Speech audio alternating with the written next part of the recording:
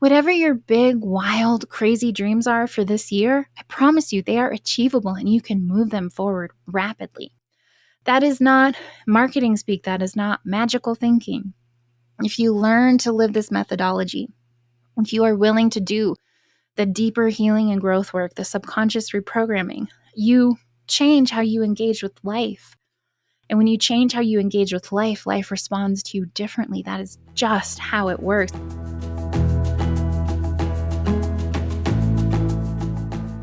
Hey friends, welcome back to the Make It Inevitable podcast. I'm your host, Stephanie Zamora, and I first want to wish you a very happy new year. We are in 2024. We made it. This is a big year in a lot of ways.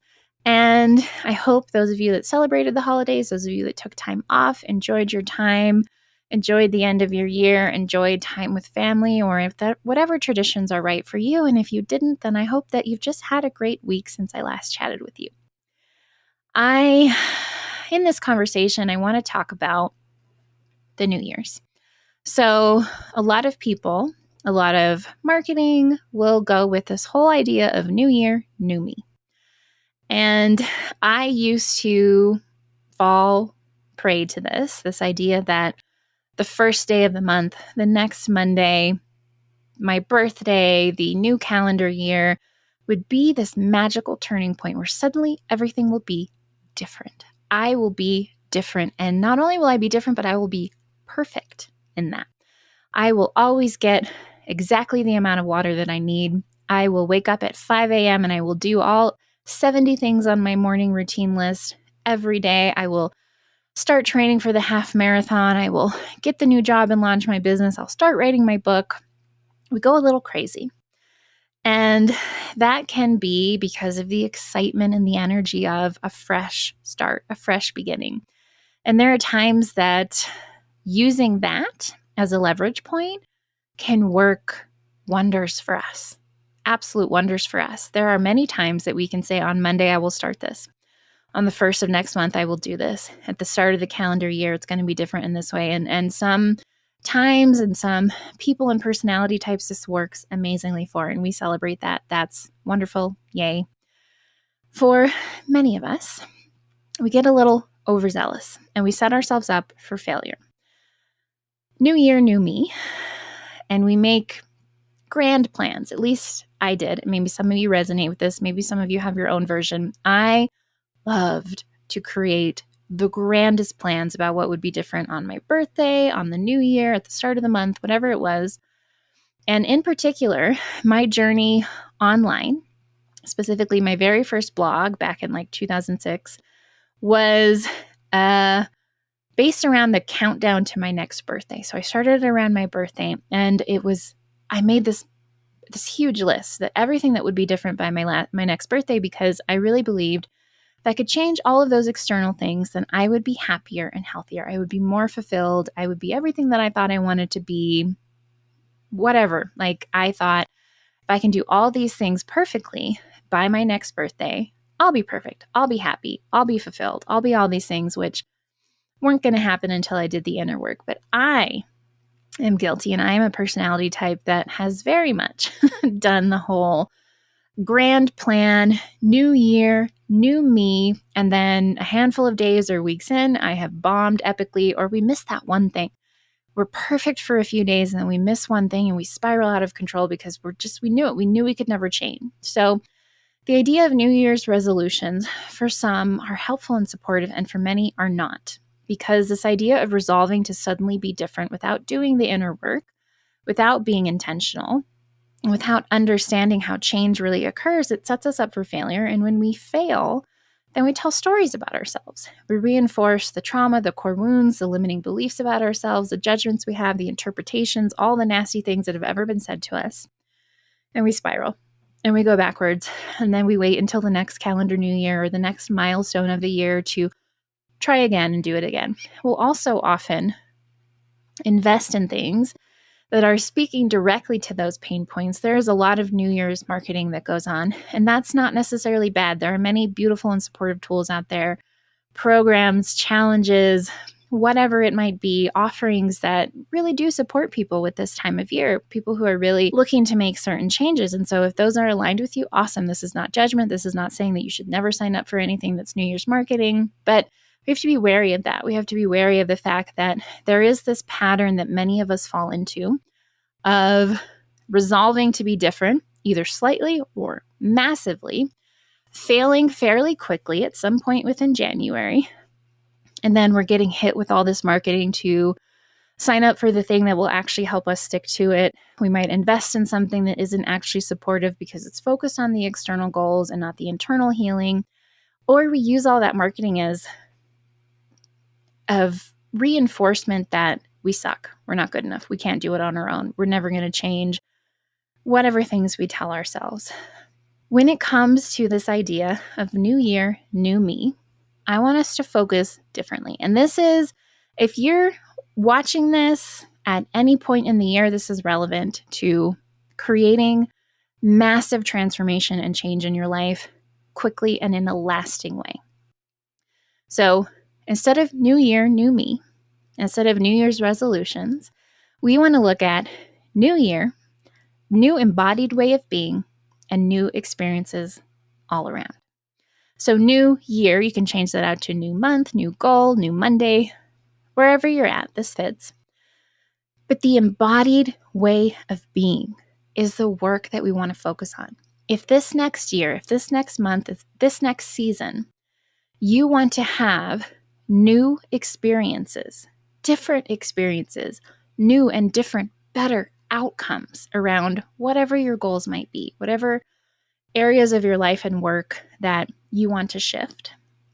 It comes down to your embodied way of being. We talk about way of being work on this show constantly, even when I'm not using those words. Energetics is embodiment. It is way of being work. Tapping into that future consciousness of who we want to be and pulling them into the now, that is way of being work. Way of being work is not fake it till you make it.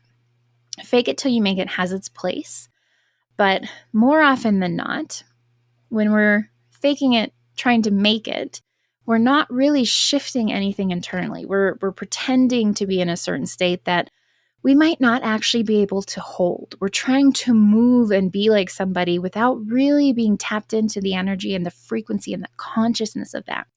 And that is the difference. Now, everything on this show and our conversations, it's very important to me that this is grounded in reality for you and not woo-woo magical thinking, way out there, all of these things that can really just make it hard for this to actually work because we're just kind of fluffing it up and saying things without really understanding what they mean. So none of this is woo-woo, pie in the sky, magical thinking.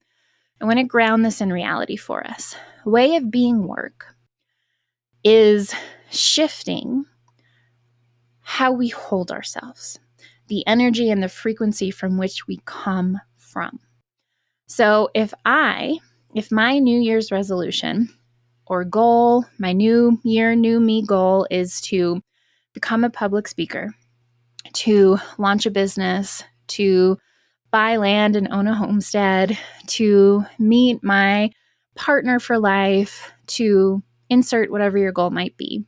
What we need to do is tap into the consciousness of the version of us that has that.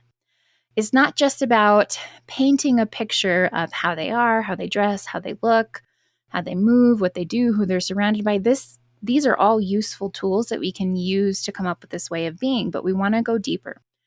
Who is the me that has what I want? Who is the me? We'll use me as an example. That is back to and beyond the best health I've ever been in. Who is the me that is the healthiest version of me? Who is climbing mountains and running half marathons and speaking on stages and doing incredible work in the world in all the ways that I want to? Who is she? Not just how she looks, not just how she dresses, not just where she is and what she does and how her morning looks. Who is she on a frequency level? Energetics and frequency are about the state that we're vibrating at. And this is not like, ooh, vibrate just right and you'll vibrate in different things that you want.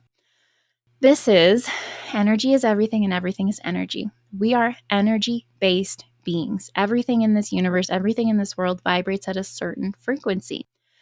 Tuning forks are a great way of how we see this. If you hit a certain tuning fork that vibrates at a certain frequency, everything else in the room that vibrates at that same frequency, you'll hear it. It'll start to vibrate. Whereas things that won't vibrate. We're constantly vibrating at certain frequencies. And we can understand this better when we think about the different states that you're in. So if I am angry and depressed and I have low self-worth, how I carry myself is different than if I'm feeling confident and worthy and loved and clear and aligned with my purpose. There's a way that we carry ourselves differently. Confidence is a frequency. Decision is a frequency. When we're decided about something, we carry ourselves differently. We vibrate differently. Our way of being, wholly, fully, spiritually, energetically, nervous system, body, how we carry ourselves, how we engage with life is different than if we're wobbly. Maybe I might try that. I don't know. I'm not too sure. We move differently. Not only do we move differently, but where that movement, that doing, that being comes from is a different frequency. It's a different state. We can feel that. You can feel the energetic difference of frequency between confidence and low self-worth, self-doubt, fear, worry. Confidence, high self-worth, belief in ourselves. It's not just that we're standing up taller. That can help physiologically to hold ourselves differently, to do the Wonder Woman pose, to stand up straight, to breathe more deeply, to rest into the somatics of. And we're going to do a whole somatics of series in the coming month or two, where we're going to talk about how we actually embody somatically the different states, the somatics of receiving, the somatics of confidence. When we're operating from a certain frequency, a different frequency, we hold ourselves differently, and you can test this out. Think of a time you were confident. What was the energetic state underneath how you stood, how you spoke, how you moved, how you thought, how you believed, how you acted? You might even wear the same clothes between when you feel low self-worth, but you exist inside of them differently, and not just how you physically feel and move and stand. The energy beneath that, the vibration beneath that, the frequency that you move from is different. So, new year, new embodied way of being, new experiences all around. If we want to create different outcomes, different results, if we want to align with different people and possibilities and opportunities, if we want to attract different things and finally write that book or speak or move across country, who is the you that has that? This can be achieved through visualization. You can write about it, but it's really about getting a sense of that version of self. Yes, what they do, how they move, how they look, all of those things. But once you get that, can you drop in deeper? What is the frequency at which they move from? That underlying state. And a way to do this, if it's difficult to tap into that, is think about the qualities of who you are when you have what you want. That version of self might be confident. They might be more grounded. They might have more trust. They might feel more supported. They might feel clear or more on purpose. They might be excited and energized because they're healthy and they're happy.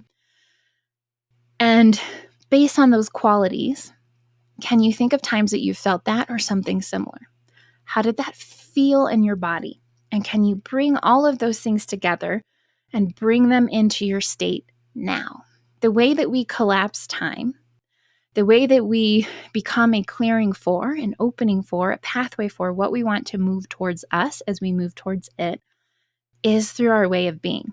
Because when I am confident, when I am genuinely, fully embodied, energetically moving through life as the me who has the things that I want, even when I don't yet, I am aligning with them.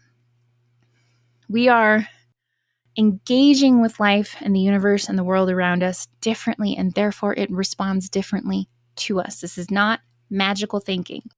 When you are confident and you are moving through your office or your house with your family, situations are different. People respond to us differently because of the state and the frequency that we're in. Some of that is our perception is different. Because if I am coming from confidence, if I am coming from strength and certainty and clarity and enthusiasm, how I perceive things will be different for sure. And life and the people around us respond to us differently. We are now operating as a different tuning fork. And so things that are of a similar frequency are more likely to stand out to us, respond to us, come towards us. We're more able to see them because we're in a state of openness versus closure versus feeling like we're a piece of crap and we're not worthy and we're not cut out. So this is how frequency and energetics work. This is how we align with the things that we want. Doesn't mean that it happens instantly or overnight, but the more that we can hold that embodied way of being, the more likely and able and easily we're able to create what we want. So coming into the new year, rather than just chanting new year, new me, rather than just making our big lists of resolutions, rather than just hoping that we're going to be different, we have to follow the methodology. What do we really desire? So all the things that we set out to achieve in the new year have to be things that we truly desire. They have to be things that are right and aligned for us, not the things that we think we should want or should have, that other people want for us. If you're deciding that this is a year that you're going to start public speaking because that'll make your mom proud and that'll make your ex jealous and whatever else, but really, truly, you want to enroll in art classes and make pottery and that's how you want to spend your year, it's going to be very difficult for you to hold the way of being and to do all the things you need to do to bring that speaking goal to life. And even if you can, you're going to feel miserable. You might not be able to hold it. That's the first step of this methodology. Desire. What do you desire and is it anchored in your truth and your purpose? Are all of the things that you're striving to achieve this coming year truly aligned for you? And if you don't know, please consider actualize. It's the first module that we do before we go into activation and actualization and eventually amplifying our purpose. We come into alignment. We get to know ourselves and what we really want. We clear away everything that's in the way of that. So we have to come into alignment to do this, to be clear on our desire. If you don't know what you really want, that's the work. It's alignment work. It's deconditioning work. It's getting to know yourself work. Once we know what we desire, we have to do the work to eliminate our stoppers. It's hard to tap into, let alone pull into the present and embody a way of being that we can't see, believe in, hold because of trauma, because of unprocessed emotions, because of a subconscious winning strategy that constantly rips us out of that. We have to eliminate the stoppers, the things that keep us from doing what we need to do, keep us from being fully embodied. And then we have to decide and declare. We have to decide that it is happening. Now, many times when we make resolutions, when we shout new year, new me from the rooftops, in a way we are deciding. The reason that this doesn't hold is it's often not rooted in our desires, and it's often without addressing the stoppers, the things that will derail us, the things that will cause self-sabotage. So we can decide new year, new me, but I don't even want to be this me. I don't even want half the things on my list. And also, I'm not going to look at my traumas or my subconscious winning strategy and programming. I'm just going to power forward, and then I'm going to beat myself up when I self-sabotage or fall off track like most people do. So decision and declaration doesn't matter. You can declare all day long, new year, new me. You can decide that you're going to start January 1st, whatever day, and be completely different. But if you don't look at the things that are going to crop up and stop you, trauma, core wounding, subconscious programming, winning strategies, it's going to be very difficult to hold that. And if your list of things that you want to do and achieve and be aren't things that are aligned for you, it's going to be hard to achieve and hold that. Then we get into the way of being work. So we have to do these first steps. It has to be rooted in desire. We have to eliminate and work with our stoppers as they come up. We have to decide and declare from a clean, free, leveraged space. We have to keep going back through those things as often as we need. And once we do that, we can step into an embodied way of being. When we step into way of being work, we become a clearing for what it is that we want. We become a magnet for it because as we move towards it, it can move towards us, right? We're on the right frequency. We are moving, doing, being from that place of being the person who has it. So we are deeply aligned with it. And we're constantly looking at the stoppers as we get thrown off and doing that, as we get pulled out of that embodied way of being. We go back to it and we come out, we work on those stoppers that come up. We tack back into our desires. We decide and declare. We anchor back into that and we step back into the way of being until it just becomes our way of being. So we're taking that future us, we're pulling them into the now. And in doing that, that makes what we want happening far more possible. We shift the odds in our favor and we align with it. And we make that timeline accelerated because rather than hoping and wishing that one day we'll have that, we are actively in every cell of our being and everything that we are doing, we are aligned with it. We are that person who has it. We don't become that person by getting it. We get it by becoming that person. And this can be very difficult if our circumstances don't align. So if I am dead set on doing something very expensive this year, like purchasing land or traveling around the world or investing in a new business venture, but circumstantially I have $100 in my bank account, it's very easy for the circumstances to get into our head and tell us that it's not possible. And we operate as somebody who doesn't have the funds. And so this is not about, again, not about fake it till you make it, not about having a false abundance mindset. In a situation where circumstances do not support the way of being intellectually, we do everything in our power to operate as the person who has what we want with consideration for our circumstances. So I'm not going to run out and try to, get a loan when I don't have the credit or the money. I could look at personal loans, yes, but I'm not going to ignore my circumstances. I'm not going to quit my current job because I am now the person who owns land and doesn't have to work because I have so much money. That's a false abundance mindset. That's the idea of leaping and the net will appear, but the net doesn't appear if we're not embodied in it, if we're not truly trusting and aligned with, if we haven't done that deeper healing work. So no false abundance mindset, no taking actions that would be detrimental to the now just because the me who has all of that would be able to just spend money freely. Everything that you do, though, comes from that frequency of being the person who has what you want. You have more trust, you have more faith, you're more surrendered. You're staying plugged into the vision for what you want. You are moving as them now. You are making decisions as them now, even within the confines of your current circumstances. This can be tricky. This can be hard to do alone. This is where mentorship and coaching and process work and acupressure helps tremendously. So if you're really struggling with this, how do I embody that way of being when my circumstances are so far from it? Please let me support you. Let's do a VIP day. That is where we dig into your personality type, your energetics, your winning strategy, your core wounds. We do process work to clear your biggest blocks and stoppers, and we help get you clear on what you want for you, from your purpose, from your fullest expression, and what needs to happen to get there, not just in what we do. So there's two types of strategies in this work we do in VIP days. It's the actionable strategy of the steps that we take and what we do, and it's also very heavily way of being work. So we can work on that together. But it's this interesting balance of holding that I am the person who has the things that I want, existing as them, moving as them, being as them, vibrating as them, while being mindful of current circumstances. But when we're embodying that way of being, we're not limited by current circumstances. We're able to think differently. We see things differently. We align with different opportunities and possibilities. Kind of complex. And then the fifth part of our methodology is action. And action in making the impossible inevitable is conversation. It's the internal conversations and the external conversations that move us forward rapidly.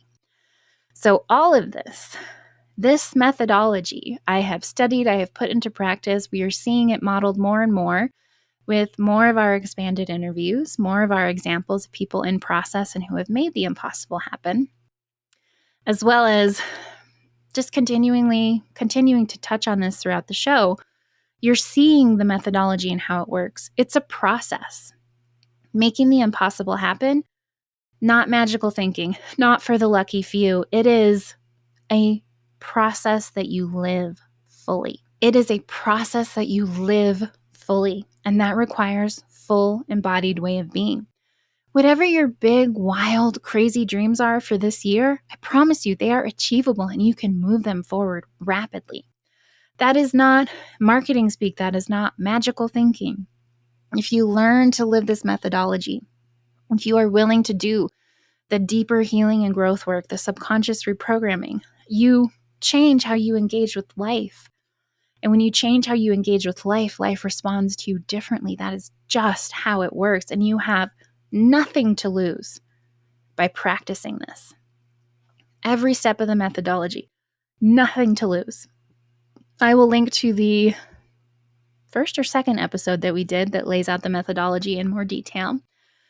But when you can really live this, like it becomes baked into your way of being, baked into your way of thinking about how you achieve goals and make seemingly impossible things happen, your life will change. You will still come up against obstacles. There will still be things that happen that are hard and challenging. There will still be real systems and circumstances that delay things and slow you down and make them hard. But you operate differently. You learn to work with life and the world differently. And so anything crazy, big, wild, exciting that you want to achieve this year, you can, but not if you do it from the old paradigm. New year, new me. I'll just magically, poof, do everything differently tomorrow and hope it sticks. This is about new embodied way of being. What does that mean for you based on what you want? And is what you say you want rooted truly in your desires and your purpose? Or do you need to do that deeper alignment work? Are you really looking at the deeper traumas and wounds and limiting beliefs and subconscious programming and all of these things that get in our way? Are you actually working on them? Or are you hoping that they'll just magically be left behind in last year? That's not how it works. They perpetuate for as long as we let them stay stored. We have to process them out. And there are different ways to do that. We can do process work. We can do acupressure. You can find the modality elsewhere that's right for you. You don't have to do this alone, and that's part of it. The you who has the things that you want probably has a bit more support than you do now. I would guess, because that's true for most people. Most people are trying to power through, trying to override their programming, hoping and praying and false abundance mindsetting their way around through life versus really digging in and doing the work. And that's hard for us to do alone because the subconscious doesn't want us to. So if you're struggling, if you really feel like you can't get traction, please remember what I say all the time. You are not broken. You are not incapable. You are just blocked. There is just something there that needs healing or repatterning or clearing. There are so many ways to do that. Please reach out for help to me, to someone else, anyone. You don't have to do this alone.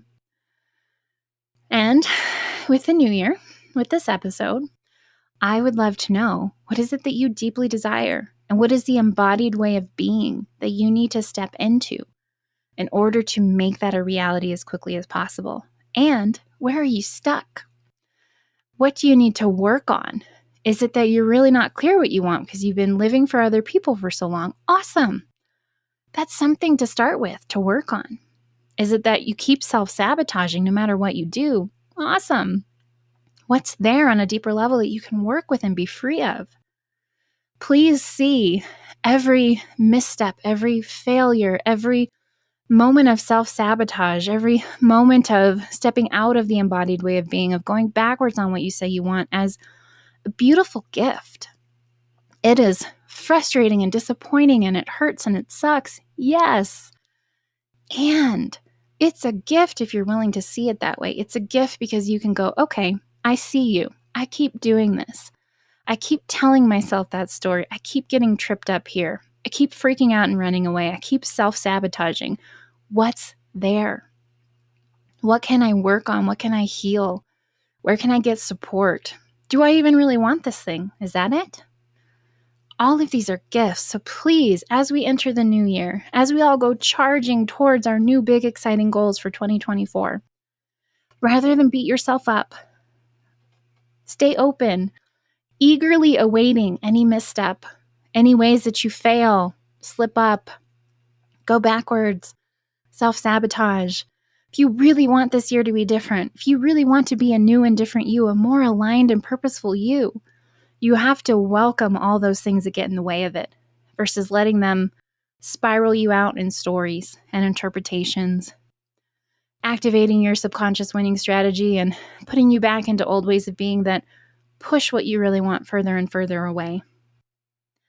New year, new embodied way of being leads to new experiences all around.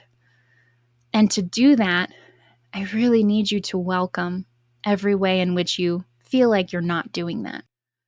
Really welcome every trigger, every self-sabotaging moment, every spiral, every story. Welcome them. Be present to them. Thank them for coming up now. And then take the steps to get the support that you need to move through that so that you can plug back into what you really desire and you can continue moving towards it quickly because you're able to stay plugged into who you need to be to have it. This work is very simple, but very challenging. And you don't have to do it alone. Happy New Year to everybody. If there is any way that I can support you, please check the show notes for resources, and I will be back soon with another episode.